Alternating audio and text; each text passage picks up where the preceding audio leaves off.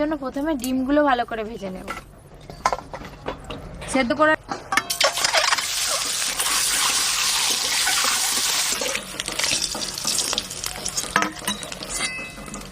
তেল, এই দেখুন বাঁধাকপিগুলো এরকম সাইজের করে কেটে নিয়েছি, আপনারাও এরকম সাইজের করেই কেটে নেবেন।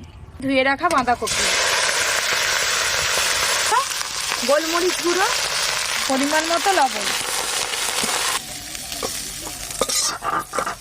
গোটা গরম মশলা, পেঁয়াজ কুচি, অল্প একটু লবণ দেবো, পেঁয়াজগুলো তাড়াতাড়ি গলে যাবে,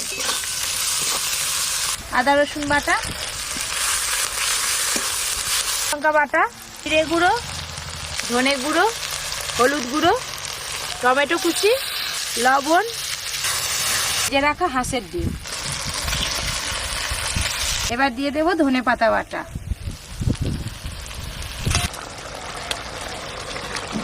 সবকিছু একসঙ্গে